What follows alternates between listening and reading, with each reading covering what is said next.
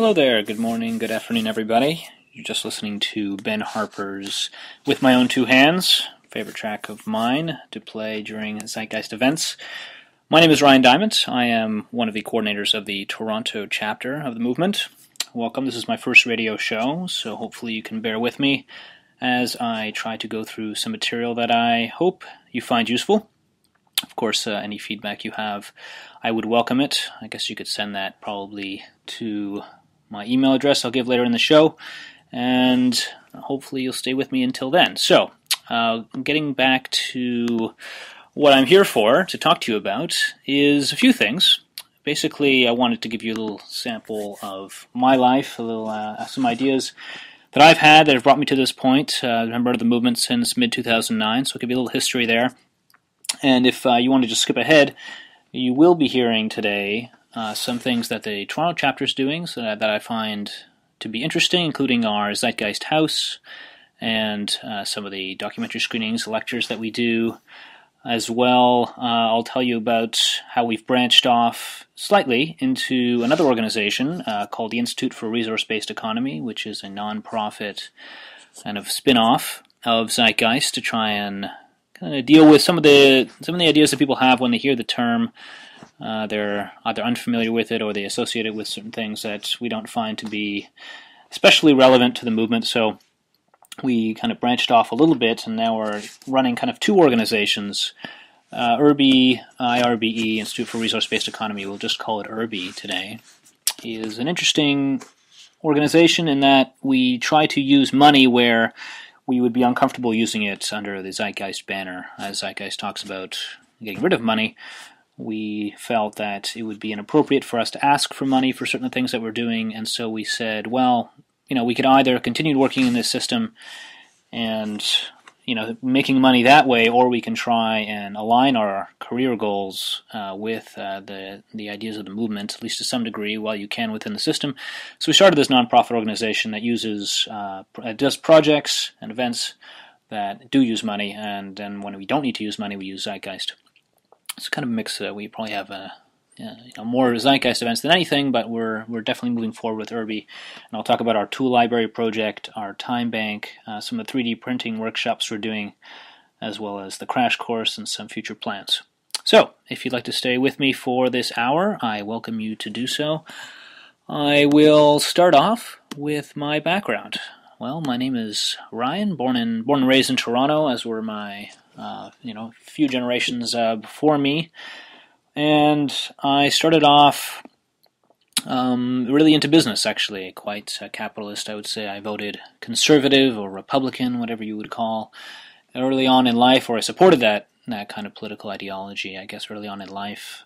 Started questioning it quite a ways into it, and rejected voting probably just shortly after I was able to vote. I think I voted in one or two elections, but basically I decided that it wasn't really worth my time, and became an accountant, actually. So I'm a chartered accountant as a profession here in Canada, CPA in the States, or equivalents in Europe, IFRS, whatever. So that's probably not interesting for you guys as Zeitgeisters to understand, but I did do that as a career for quite some time. I was working for a very large international accounting firm, and made it through the ranks there for a while until really being exposed to Zeitgeist Addendum in 2009.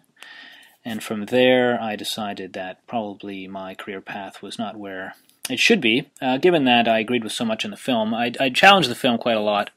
I did read Jacques Fresco's book. I immediately purchased it after watching the film, and started looking into the reading list. Actually, there was about 7,500 books on that reading list. I've gone through most of those by now. And from there, I decided to leave the firm I was at. I was there for about 6 months later. It took me about 6 months to get through most of that, and I left. Took off to South America for a while. Met actually a lot of the Zeitgeisters there. I had already been part of the chapter starting in the summer in Toronto. Not too active, but there were some people getting together, and we kind of made it happen in a larger way once I was getting involved. Then from there, I went to South America, met the coordinators of Brazil and Colombia, who treated me very well, extremely well, as well as Venezuela.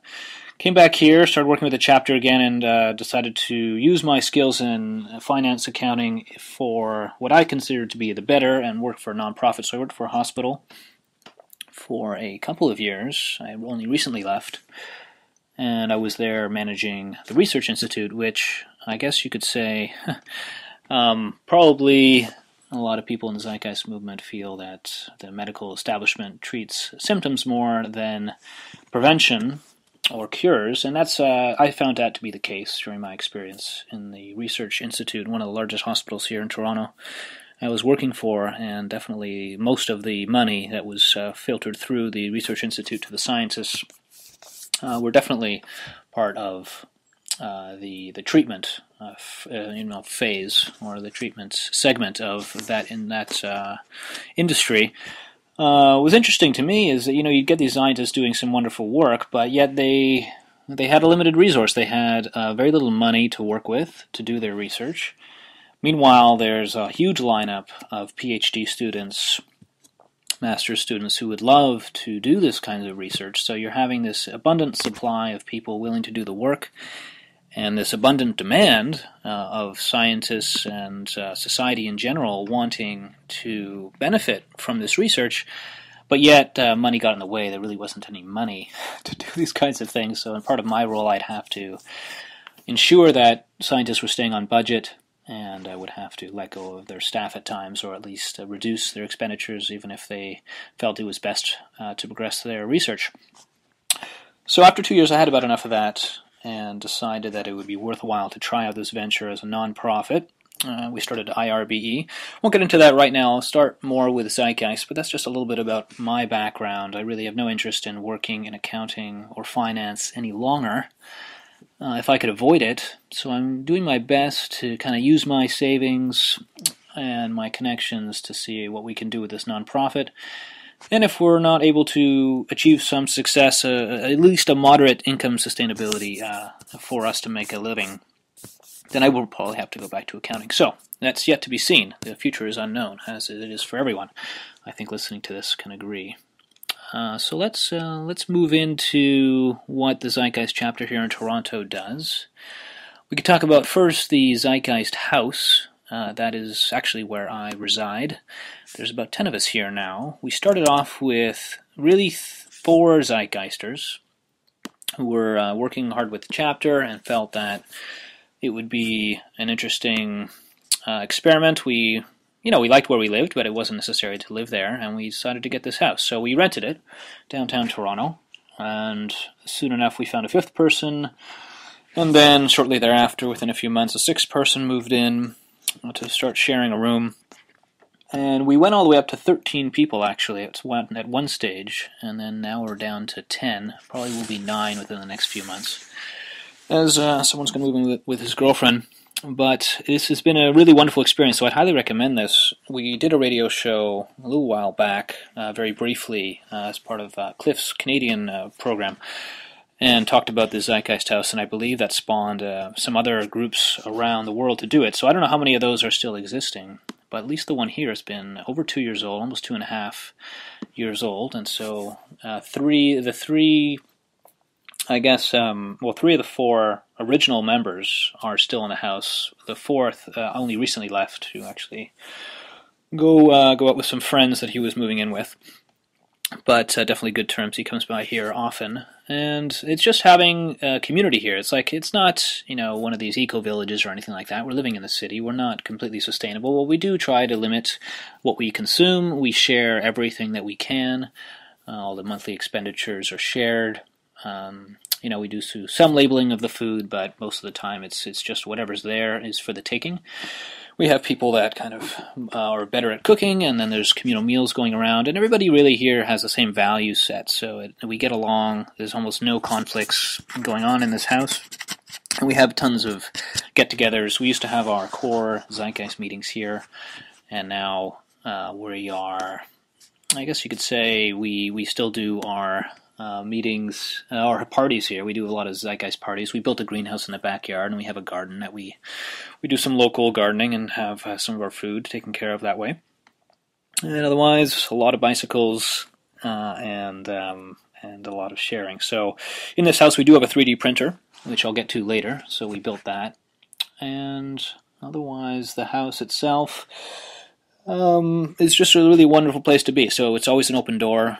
We don't even lock the door, say that out loud. I don't know who's going to come by, but to be honest, it's just a wonderful thing to have people come by all the time, stop by, have dinner, and just enjoy people who are living in some ways outside the system, and in other ways just within our own minds trying to transition us.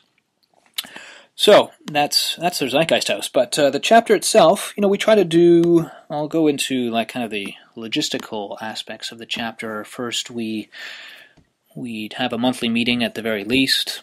It's either a public meeting where people can come by, answer questions to do with the movement. We usually have one or two presenters from the movement present something. We'll also do documentary screenings. So I could mention a few that we've done. Let me see here. That I would recommend, actually. One is called Taste the Waste, which is a movie about food waste, so you can see just how abundant food is when you see how much of it we throw away. And that was a really well-attended screening. What we did there is we partnered with some other institutions, organizations in Toronto that would have an interest in the issue. You look for people that are working on food issues or food waste issues specifically, like Food Not Bombs. Like in Toronto, we had an organization called Second Harvest. We had an organic farmer there, and we just had a panel after the screening. It was really well attended. Over 300 people came. And it was just a way to put Zeitgeist's name on that kind of event so people could associate food waste or resources. You still do an introduction, you still talk about Zeitgeist, but ultimately you're focusing on one issue at a time. And it gets people in the door, which is what we need to do. If we're only doing Zeitgeist-related events directly, showing one of our movies or short videos, that can only go so far, as people will want to learn more about other subjects as well. So we've also done a movie called Living Without Money that was very successful as well. That's a European film about a German woman who has been living for several years without money. I don't know, I would like to say over a decade. I can't remember now. It's been a little while since I saw it, but I would recommend it. You could to get these films, really all you do is just go to their website, and if you're keeping in touch with documentary films and you see one that you like, it's very easy to contact the director or the producer and say, hey, we want to do a screening. The way that we do it is we just say, well, we'll show the screening. We typically like to get the premiere in Toronto because no one else is really doing this here. And if we can get the director on Skype, great. If we get the director to come in, maybe they're doing a tour already and they're in the area, then that's cool too. And we'll do it, pay what you can at the door. So some of the money that comes in by donation can cover any of the costs we have for the filmmakers showing the film. Often they'll have us do it for free. And we just give them, 50%, 80%, whatever it is that we negotiate with them. And the rest goes to the chapter to help us out with DVD costs and etc. Other things to hold other events. Other documentaries, we had one called How to Start a Revolution about the life work of Gene Sharp. Might get into Gene Sharp a little later today, but it's really kind of a subject for another show. Gene Sharp is probably, people hear about Gandhi and Martin Luther King, I suppose, when they think about nonviolence. But Gene Sharp really takes that to a new level with the tactics that he talks about. He has 198 weapons of nonviolence. So you can look that up, 198 weapons of nonviolence. He runs something called the Albert Einstein Institute, which you could also look up. He's written several books. He's really, his books are considered the Bible of nonviolence, from dictatorship to democracy. If you get caught with these books in certain countries, then you're immediately arrested. So there's very powerful work, and they talk about power, how to seize political power through nonviolent means. It's very interesting, so we showed that film, very well attended as well. We're hoping to show Future My Love, which is the new documentary about Jacques Fresco, that they made. This is another European filmmaker. I think she's Swedish. I've already talked to the director about that, but they're doing their tour now, so we won't be able to get that till the new year, the spring. Sometime in 2013 anyway. Four Horsemen we showed recently. Not highly recommended, but definitely worth showing. We got a good attendance, and we're going to be showing Just Do It, which is a British film about environmental activists. So we pick a wide range of subjects, is what we do for our documentaries. We get a big crowd out because we get access to an auditorium here for free at the university. If you are a chapter coordinator or you're interested in organizing events, I highly recommend getting a student chapter at any of the universities near you as a result of having a chapter. And typically to start a chapter, you might only need as little as one person or perhaps as many as about 30 people to sign a form to get a chapter. So if you are a student, it's quite easy to do. If you're not a student, then you hold events and hope to meet one, or show up to their events, show up to student events, and try and meet somebody who's willing to help you out. And then you can book spaces for free, essentially. So you can hold these kinds of events. We get an auditorium, over 500 people, and that doesn't cost us anything. So we can show these movies at basically no cost, just our time, promote it through online means for free, and then we get it, and we get to show these films, which benefits large numbers of people who might otherwise be difficult to reach. So where am I going to go from here? We're going to go into our permaculture Zeitgeist group here. Also, I made some friends with people who have a farm, and they gave us an acre, so we do some permaculture projects during the warmer months, from say May till October or so. A group of us will go. We'll carpool up there to this part outside of Toronto, a few hours out, and get to practice permaculture, which is something that a lot of people are interested in. The way that we like to encourage people when they come approach the movement is, at least I like to talk to them and say, okay, what is it that you're passionate about? And hopefully they have a passion, but if they don't, then you can kind of recommend some books to them and hope to develop a passion for them. I mean, just assigning somebody something that they're not passionate about, and especially when they're not getting paid, it is more challenging to get that workload consistently done.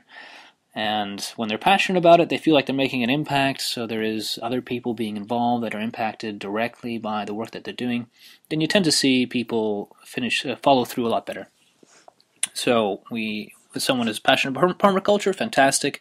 We got this land, they can go out there and do that once a month and see where it goes, and they can learn this, gain new skills. You have to grow something. We don't want to grow economies really, but what we do is we want to grow skill sets, mindsets, and that's technological innovation. But when people are learning things, then they're growing, and that's really important. So you got to find a way to get people to grow within the movement. If you're doing the same thing every time and there's no room for growth, I don't think you're going to have a lot of enthusiastic support, even from your core team most of the time. So you need to find some room. And challenge people, to do new things. So where am I? I'm going to go into our lectures. We've done a bunch of lectures here. We bring in speakers as we can. We look for authors that are local. I recommend trying to do that if you can. There are some techniques to use, I guess, to find local authors, but if you can do it, and you can find them that have something relevance to questioning the system, the economic system especially, but even just questioning how our industrial food process is. Food is a really good one. I mean, a lot of people like food, so it's a great kind of tool to get a lot of attendance, to bring in a speaker like that. And you always throw in some Zeitgeist stuff. You always get the people talking about the larger system.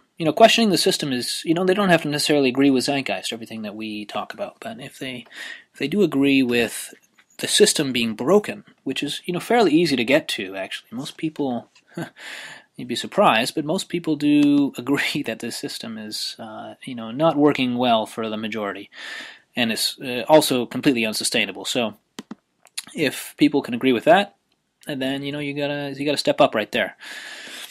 So I'm gonna stop it there with our Zeitgeist chapter. We do have a strong core team. Obviously, I'm just one of them, and we all plan our events together and try to make our decisions as much as we can together.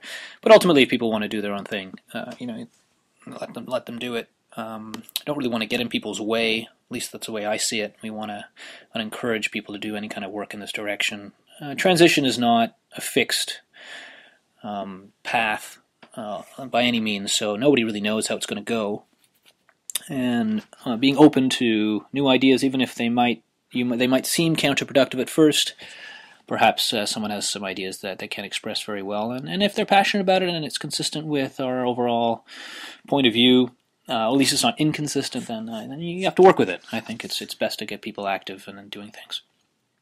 All right, so now let's get on to IRBE, the Institute for Resource-Based Economy.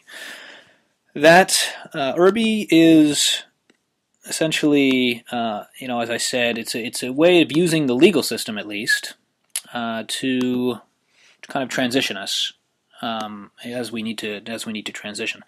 So what we have is a few projects on the go, and I will talk about them as I can.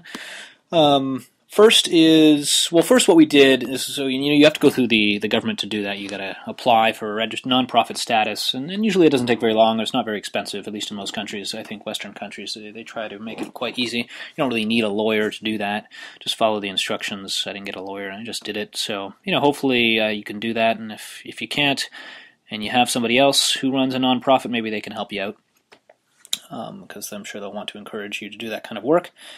So what we did is we started that organization. We have a board of directors, all Zeitgeist core members or former core members, and that gives them the responsibility to kind of make decisions and to where the direction of this IRBE will go. Like IRBE, is not Zeitgeist, but we're having the same end goal. So we just want to use different tools to transition there.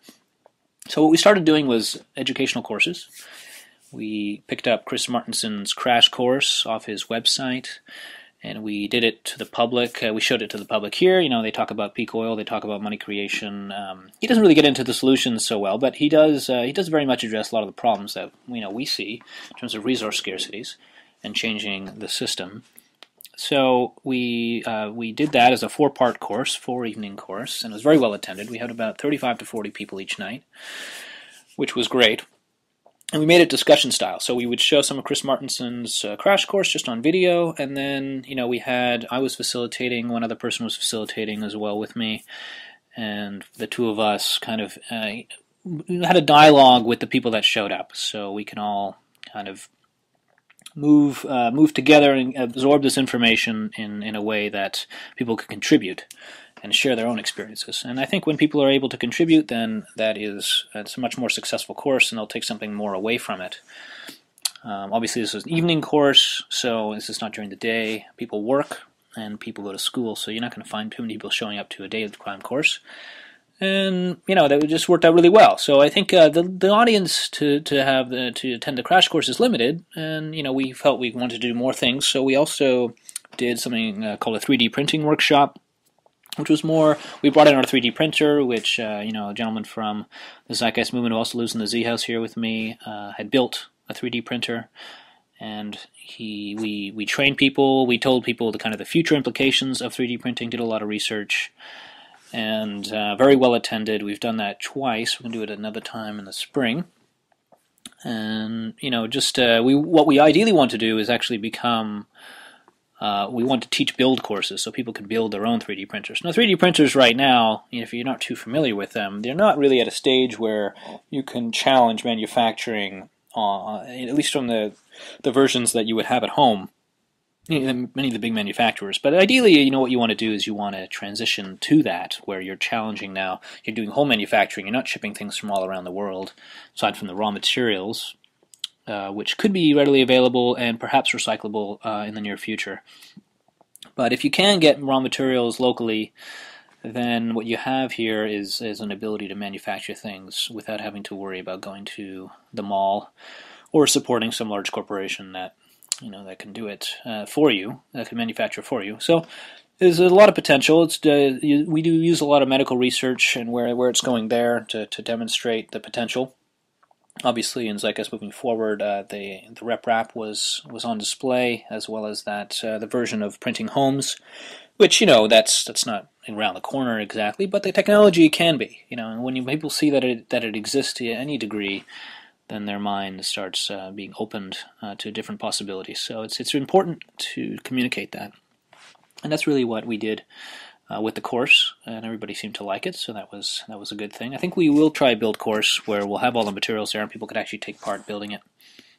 And that just kind of leads into what we'd like to do also in the new year in terms of courses is teardown labs. Teardown lab is essentially, if you have anybody who's a DIY kind of person, it's a way to talk about some of the issues that we talk about in Zeitgeist, but using, kind of a fun way to do it. So people would bring in, you either have available a bunch of broken cell phones, old cell phones, or laptops, or technical equipment in general, iPads, whatever, and you bring them in and you start taking it apart. So in groups, you would take it apart using some specialized tools.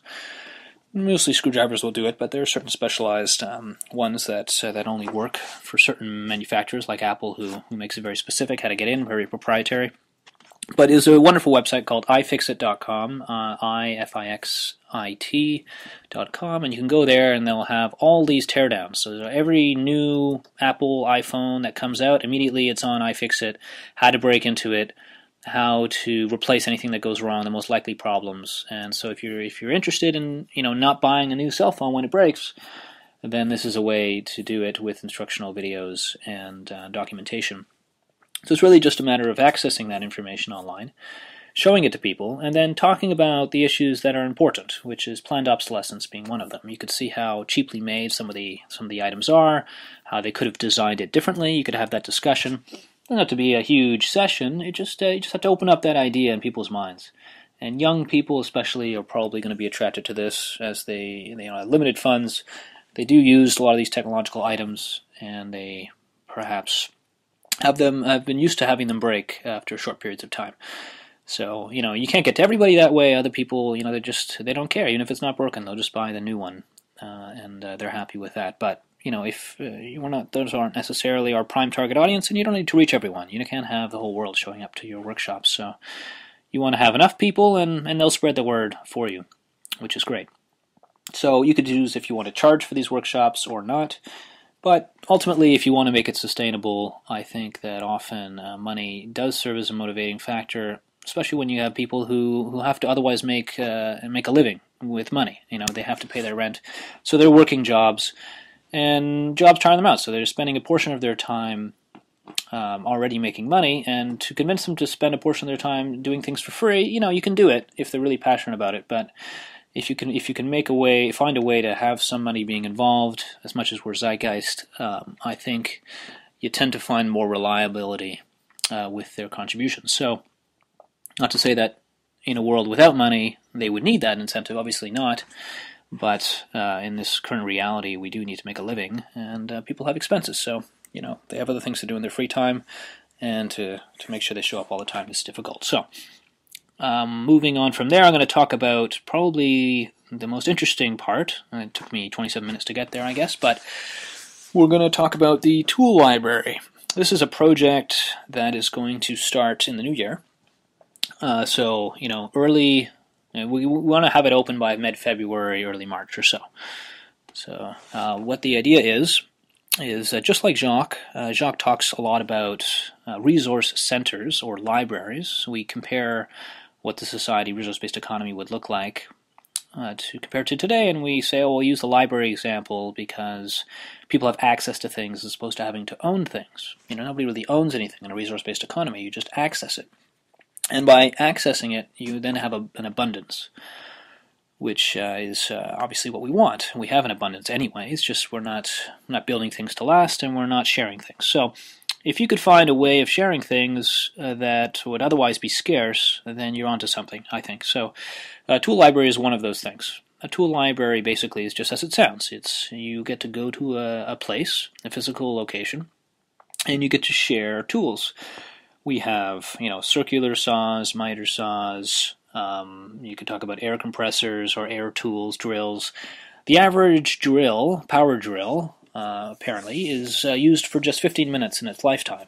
So if you think about that, and you think about all the people that need drills, or go out and purchase drills to use it for such a short period, then you're like, well, maybe there's a way of sharing that resource. And the way to do it, in our mind, is through a community tool library. This is one way to do it. There's another way I'll talk about. But in this way, what we did is we were kind of bouncing this idea around to people that we knew.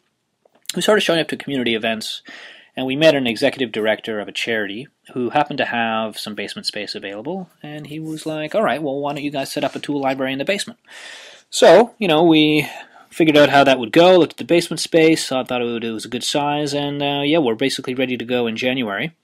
We'll have to renovate the space a bit before we start, But essentially, we now have a physical location in the downtown area, actually in a place where not only is it a lot of low-income people in this neighborhood, but really a lot of people with kind of older homes in the neighborhood. So the model essentially will be for people to go and get a membership based on income. If they don't have any income, they get it's very inexpensive, and if they do have an income, it goes up to about $50 or $60. We're going to charge for an annual membership, which is really less than the price of probably a single tool that anybody would really use. And they would go and take that tool out, use it for whatever project they wanted, and then bring it back. Just like a regular library. They could take things out for 3 days, up to a week, depending on the tool. And there's library software already available, so you can go and just search tool libraries, and you'll find quite a lot of resources online that you can check out. And it's really a wonderful model because it talks about reducing the number of resources we need, so as in the number of tools that are needed in a community, because most of them are just sitting around gathering dust. They're not really being used. Meanwhile, other people can benefit from them. So this is just a way of sharing those resources for the projects as people need them. Now, you're not going to have every tool there, and most of the tools actually are donated. So you're talking about how do you get all these tools, and that's really a matter of flyering and telling people this is going to exist. Most people that we've spoken with, actually everybody I've spoken with, loves the idea, especially in the community. The counselor, who's the government official there, loves it, so he's supporting the project. He put it on his website, and a lot of the local businesses have supported it. So they can donate tools. Businesses or individuals can donate the tools that are already available, or you can get some really good deals off of Craigslist. Used tools. It's all used tools. So really, that's the way to do it. And approaching corporations, tool manufacturers, and tool distributors. Also we've done. So we didn't get Home Depot on board, but we got Canadian Tire, which is a large tool. It's the largest tool company in Canada, and they are on board. They're going to give us some of their tools, which is great. Some of the hard to find tools that probably wouldn't be donated, expensive ones. And from there, you start, and people start accessing these tools. The word spreads, and you never know. The example that we like to reference for this project is in Vancouver, where they're just over a year old, but they've already gotten quite a bit of press locally, and they have over 500 members of their library and over about 1,000 tools within a year, which is extraordinary, I think, and basically all done through mostly volunteer work. So the whole project, though it isn't completely volunteer, we are going to have a paid staff member, and that's going to be funded by the tool library memberships. So we'll see how it goes. This is definitely the first time it's ever been done in Toronto. There are tool rental companies, of course, but those are very expensive relative to a library. And so we'll see if this model works, and if it does, then maybe perhaps we'll start more. And this is a way to kind of use money to transition to a shared resource economy, in a way. So there is actually something called the sharing economy, which I highly recommend. If you haven't heard of Rachel Botsman, I'd look her up on TED. She's done a few talks now about sharing economies, and they're everywhere, really. I mean, you could think of public transportation being a shared resource. Really, it is. But zip cars is a way of having personalized transport sharing, and you don't need to own the car. You don't need to buy the insurance. It's a lot less income that you're expending, and you're getting an access, almost a similar access to what you would have had you purchased it. So the idea is that we would spread these kinds of shared resource projects as much as we can in as practical a way as possible. Some people are willing to share certain things, some people are not. So you have to make it enticing. Economically enticing is one way. So here it's a cheap membership, and they get access to what we're going to advertise as $10,000 worth of tools for $50. So it sounds like a great deal. Even if you only use the library once a year, it's probably still a good deal to do it. And so we think there's going to be a lot of demand, and we think we're getting a lot of press. So we'll see. I mean, we'll see what we get. But the more to get press, honestly, out to a Zeitgeist event, in my experience, is very difficult. But to get press out to something like this, where you don't put the name Zeitgeist there necessarily, you say IRBE. That's what we're promoting, our nonprofit. But they still get in the door. They're walking through this door, and if they're interested in what you're doing, then they're going to be willing to do more projects along these lines. And to me, I'm not really attached to any kind of name. I'm not attached to IRBE either. I'm not attached to any name, really, but I am attached to the ideas. and using sharing resources, having a lighter impact on the environment, using technology where we can, is progress to me. So this is just one example of what could be done. I think it could also be done if you don't have the physical space or it's difficult to get one. There's a place in Toronto, if you've ever been to Toronto, it's called Toronto Island, and there are actually people that live there, a small community of people live there, but mostly it's for tourists to go to the beach, go swimming. These tourists, so you talk to them, and it's actually interesting because they have this kind of really isolated community, even though they're just a short boat ride away from Toronto. And they are able to share resources in a unique way. They use a Yahoo group. So one person initiated it, started a Yahoo group, and convinced all their neighbors, who then spread the word to the rest of the neighbors, to join the group. And now if someone needs, say, a lawnmower, they just put it out in the Yahoo group. Everybody gets emailed on the island, and they say, yeah, come on over, grab the lawnmower. I mean, people are living in such a tight-knit community there that they're willing to share things.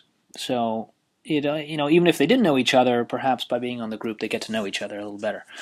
So this is a way to develop community. And so you can this is free, obviously. This doesn't cost anything to share resources that people have in their homes already.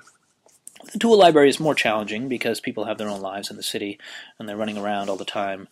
And, I really want that lawnmower, but this guy's garage is locked or something. It's kind of more challenging. It's better to have a central location where people can go and access all the tools, especially if you need 5 tools. You're not going to go to 5 people's houses. It's very inconvenient. So you go to one. But every model has its limitations. So you gotta work with the resources that you have. And for the tool library, we have basically a committee of Zeitgeisters to kind of run this, and we're gonna hire somebody in the new year. We're gonna start it with volunteers, but once we have an income stream, we'll try and hire somebody part-time to kind of man the library.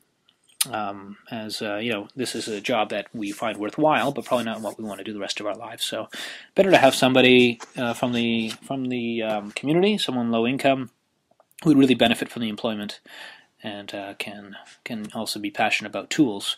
We'll also do some workshops, to teach people how to use certain tools. We'll do the teardown labs as a related kind of thing. You can use the tools from the library to go tear down, and we have some space there at the charity to do that, which is really awesome. You need some space.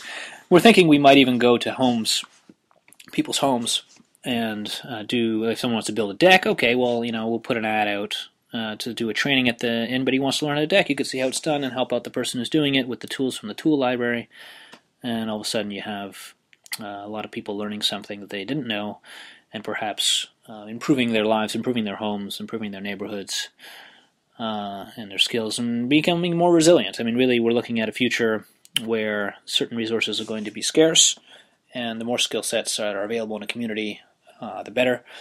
And the more sharing they have, the more abundance they have. And then you don't stop there. You try and you put quotes on the wall of the library. You put frame pictures of Peter Joseph and Jock Fresco or whatever you want to do. And people will look at them. Who are they? Maybe give out copies of Zeitgeist to people that go to the library. You never know. There's a lot of ways to incorporate Zeitgeist ideas into the project. And for the people that really have no interest in the Zeitgeist project but are just interested in having access to really expensive tools, that's cool too. They still get to participate. You're not going to turn anybody away. And hopefully with the money that comes in, you're able to replace the tools as you need. And you repair the tools and pay the staff, and it's kind of a break-even project that some of the admin costs hopefully will go towards future projects and other projects. So that's the idea with the tool library. If you have any questions, of course, please email me. You could reach me at Ryan we'll use IRBE.org, Ryan at IRBE.org. Our website is IRBE.org. You could look more there if you wanted to. I have a Zeitgeist website address too, but we'll use that one. And so now I'm going to move into our time bank. So time bank is an alternative currency. It's a large subject matter, probably worthy of its own radio show, but I'm going to squeeze it in here as I don't know how many opportunities I'm going to have, given all the wonderful minds and ideas that come out of the Zeitgeist group. So I'll talk about a time bank briefly. Basically, it's a way of allocating excess time, people who have time, and people who need things to be done for them, who maybe don't have a lot of money. If you have a lot of money, you're not going to probably participate in a time bank too much. But if you are, time is money is a scarce resource for you, and you happen to have some time. So say you're unemployed or you're only working part time, then this is a very beneficial project. So what I do for IRBE is we share an office. We have a shared office space where we share it with about 800 other people who are members of charities, nonprofits, or just independent entrepreneurs looking to make social change in the world. So the organization is called CSI, and we're happy to be a member there. They actually gave us a grant, so we don't even pay for the space. It's pretty cool. And we thought it would be nice to set up a time bank there. So basically what you got is a lot of people who are startups, and they need certain things as a startup, but they want their organization to grow, but they don't have the business yet. And they are probably short on funds because they're starting their business. So what they might have is some time. So the idea is that we'll match up their time with the people's demands for their resources. So let's use an example. I am, say, an accountant, and as a result of running a nonprofit, I need some web services. I'm not a web expert, and I need somebody to do it, and I don't have anybody, so I need to pay somebody. So instead of paying somebody, what I know is that there are people who build websites who aren't busy their whole workday. They might be busy a few days a week, but ultimately they're still looking for more work. So I tell this web designer, okay, why don't you give me 4 hours of your time, fix up some things on my web page. Easy for them to do it, and it's worth 4 hours, and I will pay them 4 hours. So they get a plus 4 hours, and I get a -4 for paying them, okay? Now, in return, with their 4 hours, they can go to a centralized website where they can see all the other services that are available that people are offering. So perhaps they need some help organizing a fundraiser, or perhaps they need somebody to pick up some groceries for them. I don't know. Maybe they need a massage. There's a lot of different, either yoga lesson. Who knows? They can use those hours with other people providing services in the building. So it's an exclusive community. It's only for the people that are in the office, 800 people, and maybe their extended networks. But they get to use their services and get to know each other a little better because they're interacting. And then the idea is that for me, with a -4, because I bought some web services, I have to work that off. I have to go to the same website and look for what people are interested in getting. So if someone says, oh, I'm interested in some bookkeeping help, well, I'm studying my skill set. It's work for me to do that. But I'm willing to do it because I don't know how to do web service, and I don't really want to pay for it. So I'm willing to give up a few hours of my time. Probably would have taken me 20 hours to do the web service, but someone else, it takes them 4 hours. So I'm really gaining 16 hours of my life, and I could just give 4 hours of bookkeeping to somebody who really needs it, and in return, even though it's work for me, I save 16 hours. So there's a benefit to me to do it. And if I charged otherwise for my book service, I would have to have paid for some of those other services. So it works like a currency. It works like money. And we're trying to get rid of money, but this is a transition for people that don't have a lot of money. And there are a lot of people like that. So this is a way of kind of saying, well, banks don't have to create all the money. We can create it ourselves with our own time. And there's another factor, which is the equality aspect, because every hour is equal. Whether you're a lawyer, you're an accountant, or you're a guy who likes to walk dogs, your hour is worth the equivalent of my hour. And so anybody participating has to realize that there's 24 hours in a day, whether you're rich or you're poor, and we have to use those to exchange things. We all want things from this world, goods and services, and everybody has to contribute in some way. And to say that one is more valuable than the other is not really the spirit of this. People have different skill sets, different passions, and why is someone who does science the only valuable person? Maybe someone who can make a song or can make someone laugh or feel good physically through yoga.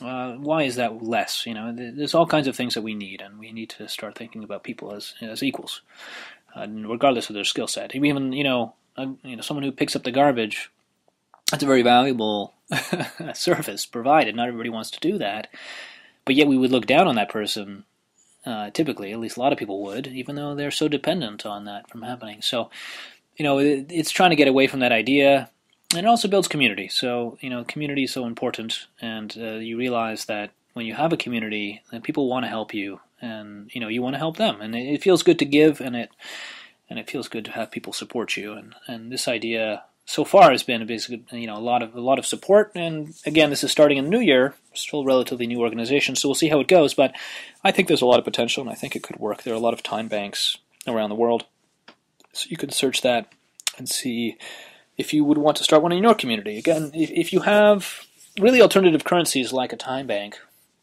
in general, I guess, they're trying to match up excess supplies, in this case time, with demand. And demand for goods and services that it's not being met very well with the monetary system. If I have a lot of time but no money, I'm not going to get web service. But if I have a lot of time and I'm using a time bank, then I do have money now. So now I'm able to get my web service, and I'm able to give my time for things that people probably want anyway. And the way to make sure that people spend, and that's something people say, oh, what if you have a big negative balance? You could limit that physically, or you could, when people are doing transactions, they get to see their own balances. So you could say, well, you're a minus 30 balance. Like, I don't want to do a transaction with you because I'm pretty sure that you're not going to spend it. You're not going to pay it back. You're not going to go into the system and pay it back, which is not what we want. We want people. Being negative is okay. It's just that you don't want to be too high, or else you're not contributing. That's basically what's happening. And the same goes for the other way around. If you have a huge surplus, as in you're giving a lot, but you're not spending it, then the economy is not really functioning either. So we can have something called negative interest, or demurrage, which will say every 6 weeks you will lose, 10% of the hours that you have.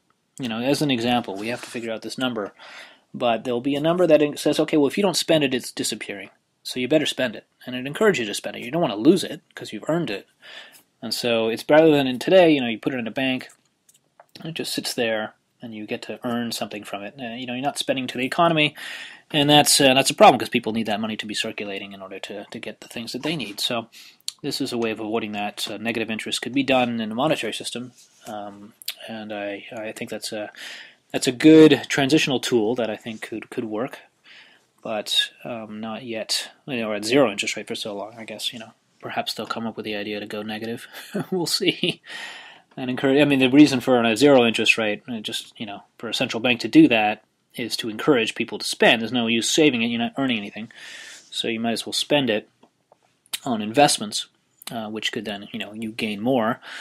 But just spending it in general does put the hands into money into more and more hands, as opposed to just sitting there in a bank.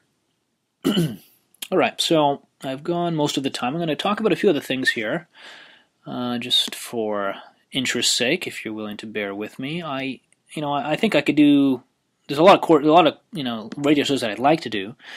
What I'm going to do is I'm bringing in a guy to Toronto as a speaker named Charles Eisenstein. Not sure if you heard of him. He actually does talk about Zeitgeist. He references it twice in his book, not in the most positive way, but generally speaking, he's very much in line with the Zeitgeist Movement and its ideas. He talks about something called a gift economy, and he wrote a book called Sacred Economics, Money, Gift, and Society. Highly recommend that book if you get a chance to read it. You could actually get it for free off of his website, Charles Eisenstein, if you go to EISENSTEIN. So look him up. There's a great video online on YouTube, 12 minutes, that you could look up his name, you'll find it, that you could get a summary of his work. But the book is also worth reading. So we're going to bring him into Toronto. And he's really cool. Like, he's actually saying, he doesn't believe in this economy either. He has an idea to starve the beast, don't participate in the economy. And so when we bring him into town, normally you'd have to get someone a hotel or something. He's like, no, don't give me a hotel, just let me stay with a friend. And so he's really cool. We're going to put him up at the Z House here and give him one of the rooms, And he's really cool about it. He doesn't care. He wants to be around people that are interested in his message, that are interested in spreading it. And he really wants to make things happen. And I think as a transition guy, he's very worthwhile. And so I'd highly recommend looking into his work and perhaps trying to get him into your city as a speaker. And he's willing to kind of do it, pay what you can, actually, for the lecture too. So that's a great thing. He's really working as a gift. So say we get 500 people to the lecture, and they're all paying, say they pay what they can at the door. He was willing to accept that people are going to pay at varying rates, and, he understands we have costs, but otherwise he's happy to accept whatever it is we give him. He's not saying, no, you have to pay me this amount, the minimum. He wants the travel costs covered at minimum, but other than that, if you could do that for cheap, if he's passing through the area, then you get to get a really top quality speaker who's aligned with so much of what we talk about, and he'll be able to draw a crowd for you, and you could promote your other events when he shows up, which is really cool. So that's one guy. We're also bringing in Bernard Leithier. I'm probably pronouncing his money wrong, but he wrote a great book called Money and Sustainability, or The Missing Link. This is a Club of Rome document. The Club of Rome is the organization that did Limits to Growth. It's a very famous book about finite, scarce resources back in, I think, 1970s. And he wrote a book for them, but he's written a lot of books on alternative currency, so we're going to bring him in here. He's promoting his new book called Rethinking Money, which I just finished but hasn't really been released yet in North America, with co-authored by Jackie Dunn. They sent me a copy because they're going to come here. And it's really cool. You don't just reach out to them. They're really easy to talk to. And I got on a Skype call with Bernard, ask him a few questions and see if he wants to come to town. It's easy as that to do. Anybody can do it. You don't need permission from anybody to do that. If you're interested in a subject matter and you want to bring somebody to town, then fine. Then you got to work on promoting it, getting a physical space.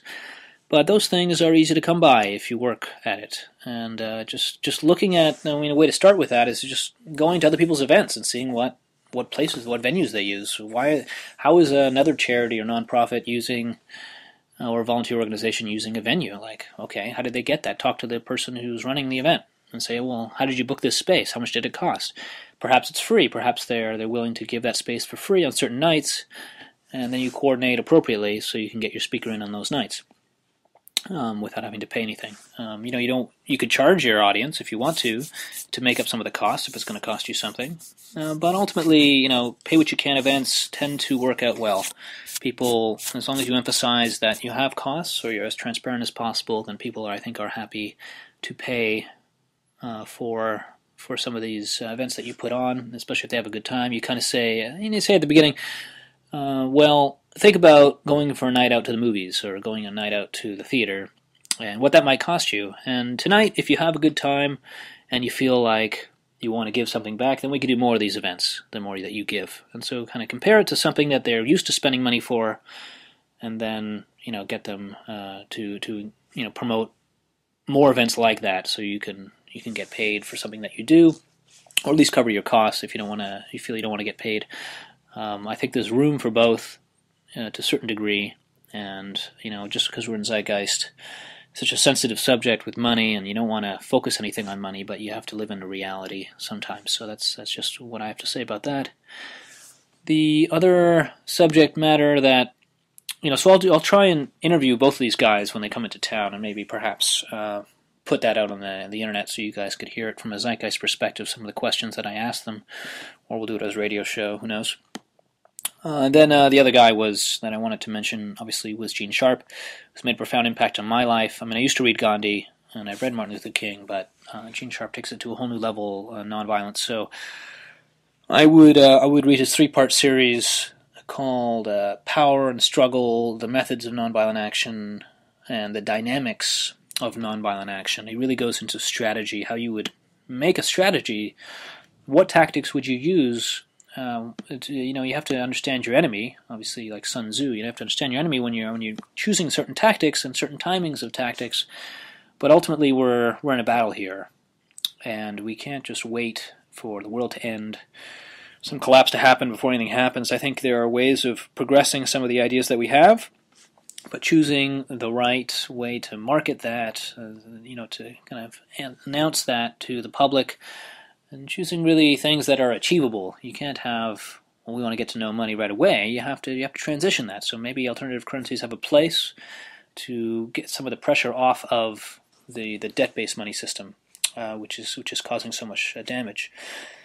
So nonviolent tactics can be used in all kinds of campaigns, and the more you read, the better. Waging Nonviolent Struggle by Gene Sharp is a really wonderful book that talks about a lot of case studies that you could look into. And again, the documentary that kind of summarizes his work in a small way. You have to really read the material, but in a small way it's called How to Start a Revolution, and you could look up at least the trailer online. So I think that's where I'm going to leave it. I think I've been about an hour, and I really thank you for listening. Again, if you'd like to reach me, have any questions or comments, please give me your feedback. You can reach me at ryan@irbe.org. It's RYAN at IRBE.org. And I hope to hear from you. Otherwise, keep up the great work. Keep it up with the Zeitgeist work that you do. Anything that you do is more than nothing, and I highly encourage you to keep on doing what you're doing, or challenge yourself to do more. And thank you all for being part of it and listening today. Ciao.